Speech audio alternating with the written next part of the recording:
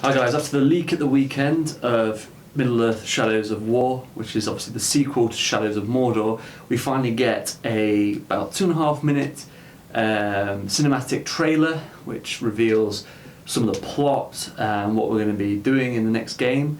From what the trailer shows, it's Talion's doing what he said he needs to do. He needs to stop Sauron, he needs to destroy him.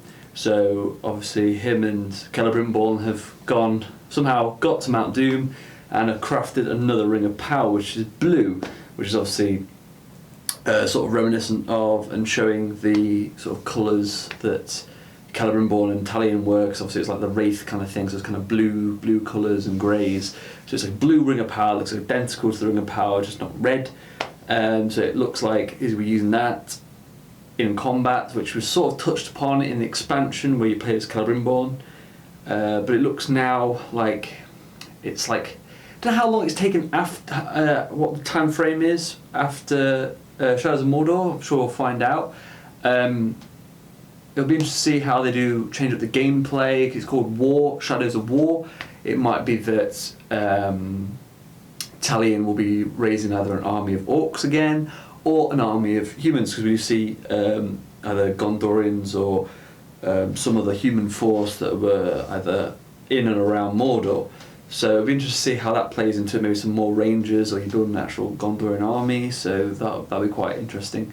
I think, obviously Sauron's returned in his physical self, so obviously some at point Talion's going to have to destroy him and send him back to the eyeball, unless of course they're going completely over the canon and this takes place after Return of the King, which I doubt, because Sauron was destroyed because the Ring of Power was destroyed.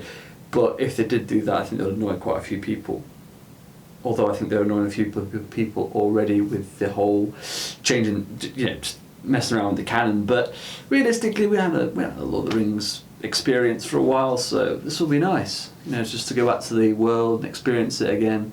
It looks like we're going to have Nazgul, other agents and servants of Sauron as well. The Talion's going to be fighting, and obviously having the Ring of Power, he's going to be a step up. So I'm assuming these obviously the Nazgul have their Rings of Power as well, and they have, obviously these other servants will have their own special powers. You saw them sort of warp in with like a fog cloud, which is I'm not quite sure what happened to Celebrimbor. Obviously he was taken away by a dark mist, whether or not that was him being transferred into the ring or he was taken away by some other force, because it seemed like Talion was like looking for him.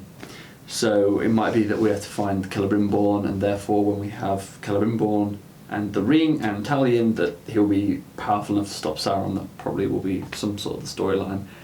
But I think the gameplay trailer or gameplay reveal was going to be 8th of March, I think it was, or 7th, and then the actual game releases in August the 22nd, so quite soon for this game. And I was a big fan of the first game. I played it quite a bit. I loved the Nemesis system, and I thought it was a unique system, made the game fun in its own way, despite all the negative criticism about it copying Assassin's Creed. I mean, it's a good formula, Assassin's Creed, so I don't know why they blamed trying to copy it. It was fine, and I think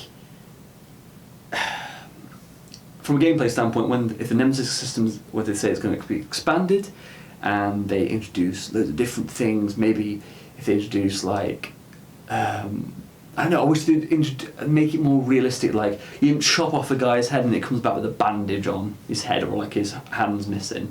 It's like actual realistic, more tuned Nemesis system. Maybe you could have a loyalty system as well as thingy, so you could have soldiers that you help in combat. They'll remember it, and they might therefore become these like expert captains and stuff, and they'll aid you in battle, and you can sort of craft your own army that way, like utilising different soldiers and stuff in certain situations might improve them, that kind of thing, as a flip side to the Nemesis system. And obviously the same can be done for the Nemesis system. Obviously tactics you use and that kind of thing, and ways you assassinate other things, they can sort of adapt. And like if you favour high ground, they can place more guards up on higher places, more archers, that kind of thing. It's going to be Shadows of War. It needs to be I'm hoping, since it's around Mordor, it's going to be on a big scale.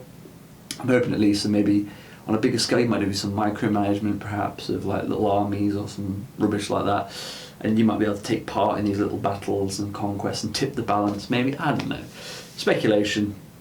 Now, I mean, we'll see on March 8th what is in store for us with this game, but so far, obviously it's just a cinematic trailer, but from the last game it was really fun, really enjoyable. There's loads of improvements to be done on the game, so if they address all the improvements and maybe even add like co-op or I don't know, some other multiplayer aspect than the sort of revenge system they had before, it would be a solid installment. So for me, I'm looking forward to this game. So I'm looking forward to March 8th.